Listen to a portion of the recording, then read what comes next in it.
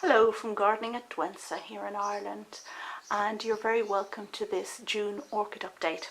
So in this video we're going to be looking at orchids in bloom. I have several really good ones to show you, no hints in what we're looking at the moment. We're going to take a trip into the house first to look at some orchids in bloom there. Then we are going to come out to the greenhouse, and we are even going to go outside just to show them off in better light. So come with me for the June orchid update.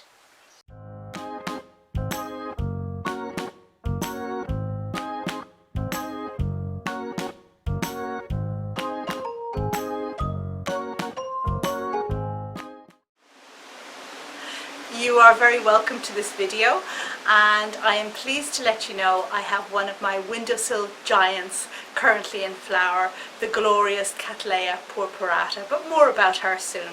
I also have a variety of other orchids, and for all of you who love to grow cattleyas, particularly on a windowsill as I do, then stay tuned because I have some exciting news for you at the end of the video.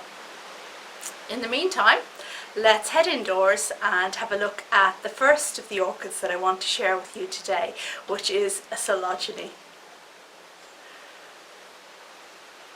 So this is Phalaenopsis, the orange variety. And the scent from this plant is really spicy. It kind of slow releases around the room, so you can be sitting down and not realizing what's going on, and the next thing, oh, where's that wonderful scent coming from?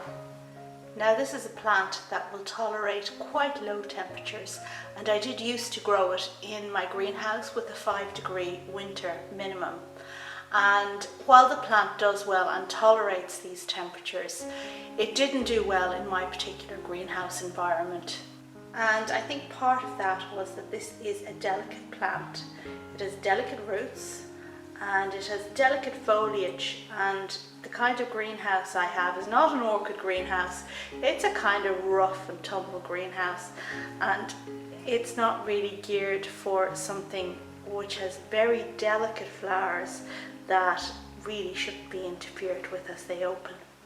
So it flowered in my greenhouse, but the flowers were never very impressive or very enjoyable, and I decided to move it into the house, and it has continued to flower, being kept over winter in a cold room in the house. So when I say cold room, probably about 12-degree night minimum. So a lovely plant, a welcome addition to my collection, and I think probably one for anyone who has a frost-free greenhouse to attempt. However, for me, I'm going to keep this in the house and continue to enjoy its flowers for as long as I can. And next up we have a Neophonetia in bloom. So this is my only Vanda alliance plant in flower at the moment. In fact, it's my only Vanda alliance plant. And it's the second year that this plant has deigned to flower for me. So I have had it a couple of years, and it was a division from my friend. It never flowered until last year, hey presto, and I'm very glad to have it back again this year. Neos are of course Japanese plants. They're Vandas technically now because they've been switched, but they originate in Japan, where they were much prized by the samurai, and there's a whole etiquette and history that surrounds these wonderful plants. I'm not going to repeat that here, but suffice it to say that they are a beautiful plant, and one that's supposed to bring as much beauty and aestheticism into an environment, into a house when it's not in flower as it does when it is. You can see that each flower has a long spur at the back that stretches down very elegantly, and I have potted the plant in a kind of mock kokedama style. It's not the real kokedama style, but it was the best I could manage. So the plant sits on a ball of moss that is hollow in the middle, so there's an upside down plastic Vanda pot in the middle of that ball of moss, and that just makes sure that you don't have like a dense, wet, soggy mass of moss right underneath the plant's roots, which might rot it off. and it just sits then in this clay pot, and it has done quite well. Now this plant has been flowering for really quite a long time, and the scent, it's spicy, but it's quite subtle, not as strong as that of the Phylogeny that we looked at a little while ago, and certainly not as strong as that of a Cattleya, but a very nice, delicate, understated, subtle thing to have. Right, so before we move on to the Cattleyas, I just want to show you some clips I made in repotting a Sobralia recently. So this is my Sobralia, and I bought it 4 years ago when I was in Madeira Island with some friends, and I was delighted to pick up such an unusual orchid at the market there in Funchal. But just a few days ago the wind took this from the windowsill where it lives and knocked it onto the ground, and the pot smashed. So it was an ideal opportunity to take a look at it and to repot it, because it is well overdue a repot. So just having a look at the roots here, and as you can see they are really fleshy and vigorous looking, which is good news. And I guess what we need to do first is to remove this metal cage that is around the plant. Lots of leafy top growth. And now we'll take out some of the sphagnum, and there really doesn't seem to be a lot left because there's so much root, big roots. I've seen this beauty in flower in the Botanic Gardens in Dublin, and it does make a massive plant with beautiful flowers, but they only last for one day, so perhaps it's not the best specimen to be growing on a windowsill in Ireland. However, I have it now and I want to make a flower. So I'm going to repot it into a plastic pot just because I don't want anything too heavy. And I'll just place a lot of sphagnum moss around the plant. I potted it in pure sphagnum last time and you saw how well the roots did, so let's stick with that. And backfilling with sphagnum again. Now the plant is all repotted and looking happy and healthy. And wouldn't it be just amazing if she decided that this was the year that she would finally decide to flower for me? Fingers crossed.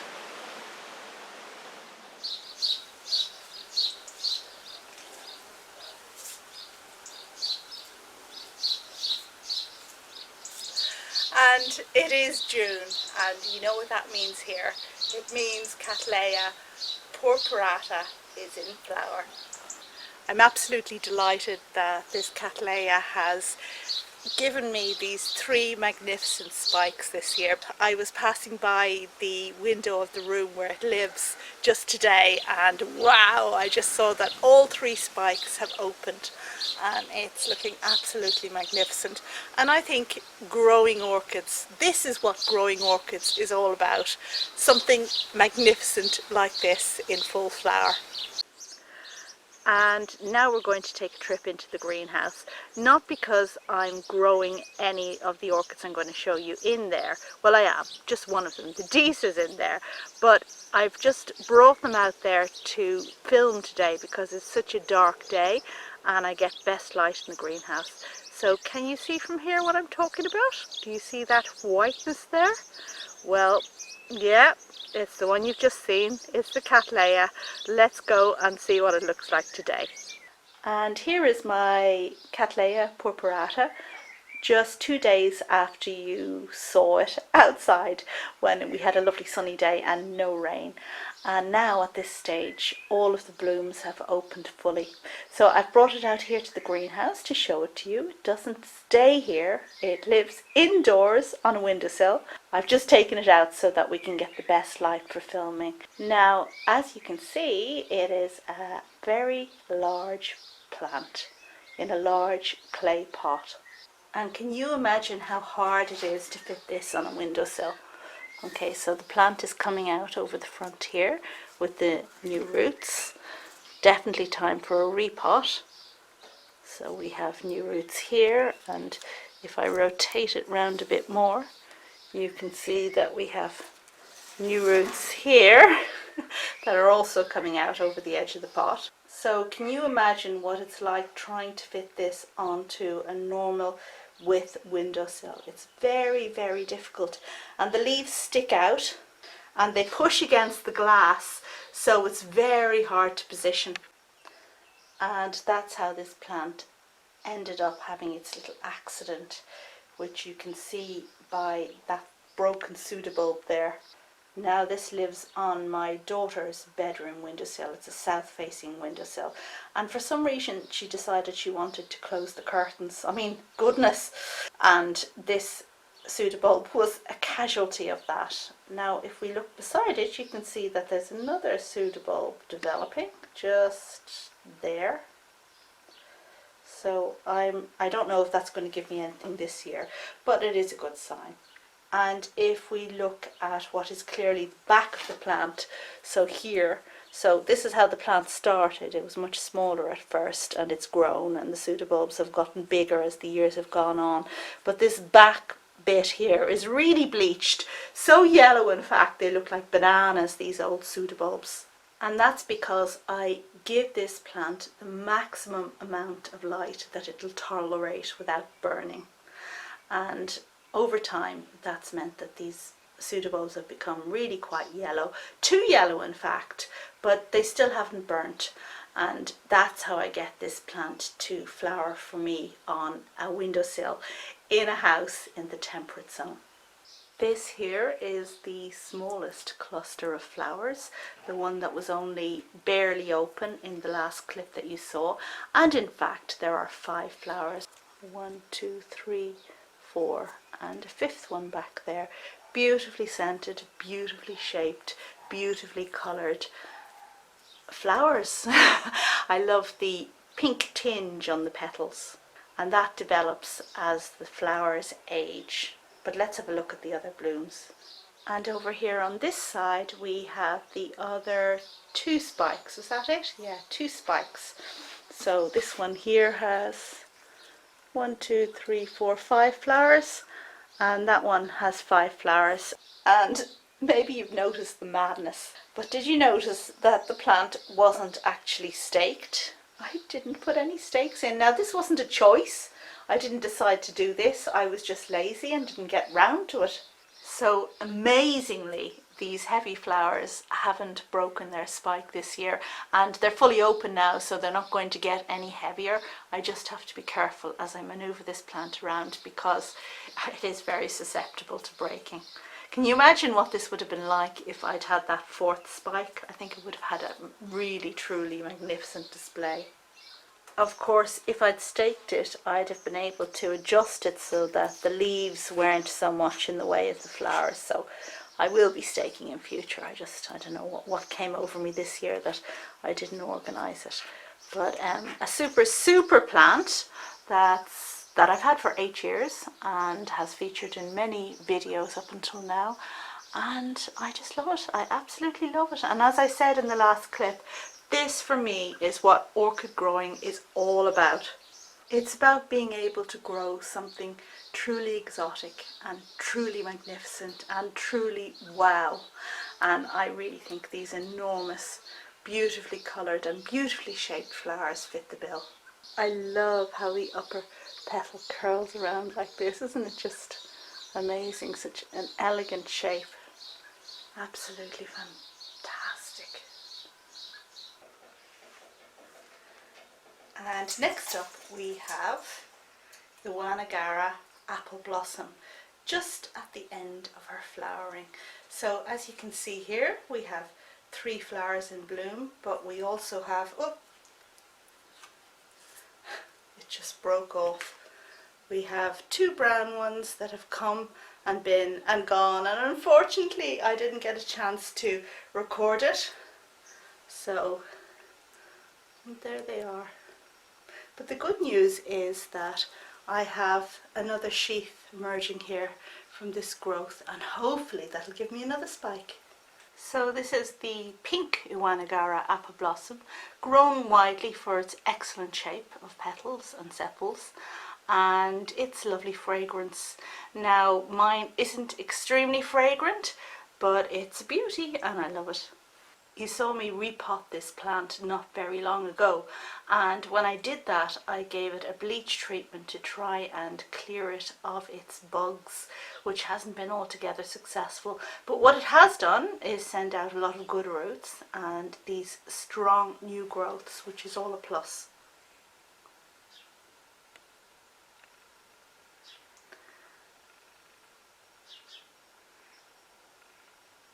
And if we move up to here, you can see that it is also sending out a new sheath, which has, you can see actually inside it, it does have another spike yet to come. So I've had this plant for 4 years and it's doing well. It's a good healthy size, and the flowers now are very pale, which is what happens with age. So they are much pinker when they open first, and they pale out to a kind of white before they drop.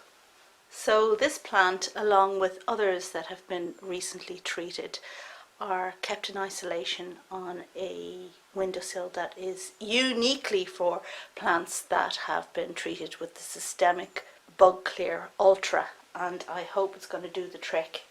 Okay, so that's really all I have to say about a Wanagara apple blossom.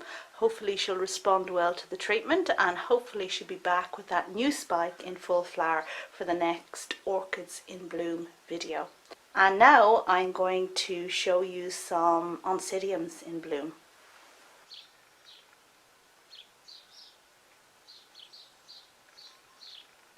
It's hard to show the next plant off properly in the greenhouse, so I'll tell you what, let's go over there where I have a cream coloured tree to show it off against. Okay, so surprise, surprise, and we've changed position again, this time to best show off this dark coloured Oncidium.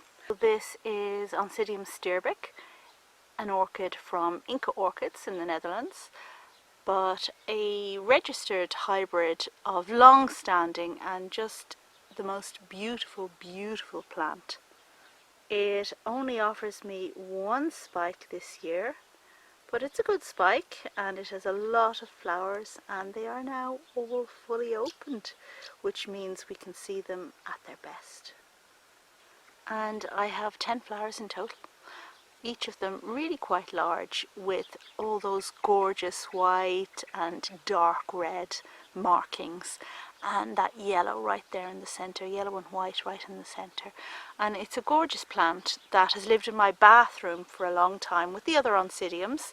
So these are on a south facing window, but one that has frosted glass.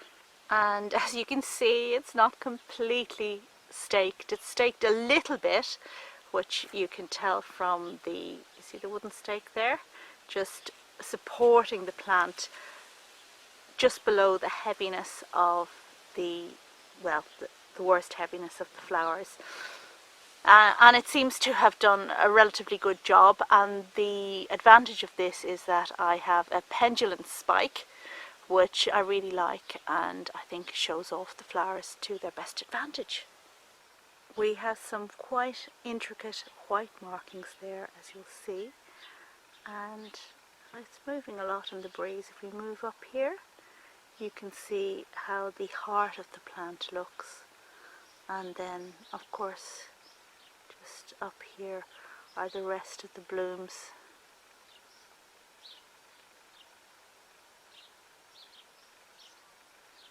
Anyway, I've had this one for a few years. It's done well. It's flowered regularly every year, sometimes with 2 spikes, this year with 1, and it is due a repot. And if we just rotate the plant slightly, you can see that the newest pseudobulb is right up against the edge of the pot. So that's not really good, is it? We do need to give it a bit more space. And if we just have a look at the top of the plant, you can see that there's some very big bark there. That's not what it's potted in. It's just something that was kind of put on top at a later stage. But it's a lovely plant. It's quite dusty. And next up we have Oncidium Cheyenne. And this is a very, very tall Oncidium, which I was given, was it last year or the year before? But in any case, I was sponsored by Inca Orchids to take some of their Oncidiums and, well, feature them in an unboxing. And this was one of them, and it has done so well since then. Now this plant isn't fully open yet, and I have two spikes. So we're travelling up the spikes. One is behind the other, and you can see the one behind there is kind of drooping over to the right of our picture. And if we travel up further, you will see that the one to the front is not fully open, so there are some buds at the very top that have yet to come. So very deep, rich red colours here in this particular Oncidium, and an easy enough one to grow, which I'll highly recommend. Okay, our final look at Cheyenne before we progress to the next plant I currently have in flower. So leaving behind the great outdoors and going back into the greenhouse to show off the next smaller plant in the Oncidium Alliance. This is a hanging plant, so it wasn't really possible to display it outdoors. And this is a Rodriguezia from the Oncidium Alliance. This plant has small pendulant flowers, 3 spikes this year, and each with a bit of a spur at the back. And if I just lift up this leaf here, you can see on the flower above the long spur. It's actually a bit tricky to see. You see the long spur?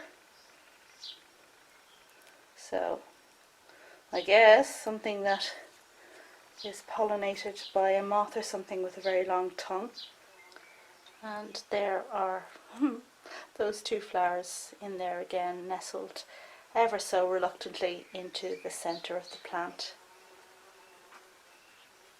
So this plant needs a repot. It is currently in the isolation ward with the others that have been treated for the scale, and I hope it'll make a good recovery. I'll get a chance to treat it a bit better when I repot it, and it can get its second dose. But anyway, I gave one of these to Roger Frampton a few years ago as well, so I wonder how his is doing. And so that is I think all that I want to say about this particular Rodriguezia. A nice one that I don't get any strong scent from at the moment, but you will recall when Bumblebee visited me here, she detected a pork scent from the flowers, which I thought was quite interesting. Yeah, okay, anyway, a nice little plant, quite easy to look after and not so much trouble generally speaking. So if you're into subtle flowers, then this is a good candidate for you.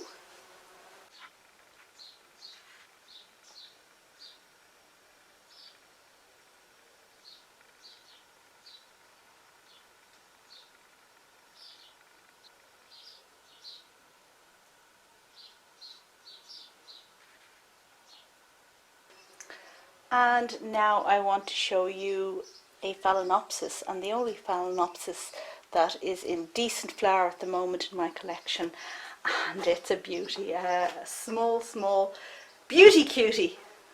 So this is an equestris, but one that was given to me by Alberto, who used to have a channel here on YouTube, an orchid channel, and he then went and worked in Kew, and you may have seen my videos last autumn when I went to visit him behind the scenes at Kew. It was super exciting. But when Alberto moved to England, he gave away most of his orchid collection, and I was the lucky benefactor of this particular orchid. Now, when Alberto gave me this plant, he said it was the orange version of equestris, because I already had equestris. And when the flowers eventually opened, I was disappointed to see that the petals were in fact pink. But do you see what he meant? He meant, of course, that the lip was going to be orange. And it's a very interesting conglomeration of colours, don't you think? So each petal is actually pink, but it has a white pronounced outline. And we have yellow and orange going on, and it's really It's quite unusual, isn't it? And I'm really delighted to have it. And apologies to Alberto, last time it was in flower. I just completely neglected to realise what was going on. I thought it was just a pink one. Duh. Anyway, gorgeous plant. Phalaenopsis equestris, which I would highly recommend if you can get your hands on the orange version. Look out for it. And how could my orchid update be complete without a word on the Douentza orchids, which live in the greenhouse? And they are in magnificent flower at the moment, very bright, sharp colours. But I've given a lot more information on how I grow these in my last greenhouse update video, so I don't really want to repeat the same thing here. So if you're interested in growing Douentzas, which I highly recommend, then do check out that video, which I'll link to at the end here. And finally, I'm going to wrap up this video by showing you the orchid that I always forget to show you when I have orchid in bloom videos, and it's this particular Prostechia. That is, of course, in the Cattleya alliance. I do have 3 in flower currently from the Cattleya alliance, and this one has 2 spikes. So this is one of the old ladies of my collection. I've had it for a very long time and seen it grow up from a seedling, so it was bought as a seedling, and it's just a very reliable flower. Flowers for the very longest time. So it produces these very tall spikes, and the flowers start low down and then they wither and fall off, and then the plant produces flowers further up and further up and further up. And you can see that there is a center there at the very top which has some sap in it and some buds, and that's where more flowers will come from. Some say these flowers look a bit like aliens or octopuses, but they're certainly unusual, and I like this one, the cochleanthes version, the one with the darker hoods rather than the green ones. And here's just a little close-up of how that looks in all its minute detail on the inside. A really nice, reliable, no-nonsense plant that, even though it's a species, will flower regularly on a windowsill, and you won't have much trouble with it at all.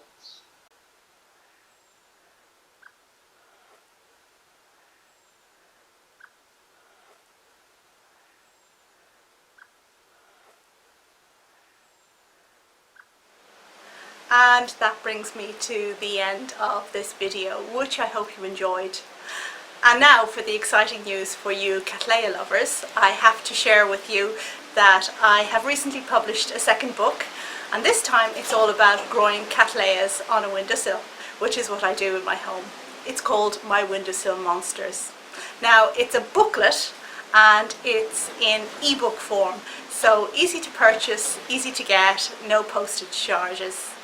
And in this little booklet I share all of my tips for growing monstrous beauties in the less than ideal circumstances in the temperate zone, because I grow them here in Ireland. So if you're interested in buying that, it's $5 and it's available from lulu.com, and the address is in the details of this particular video. Of course, my other book, Journal of an Irish Garden, is also available in printed format from the same source. Okay, so I guess that's all for the moment.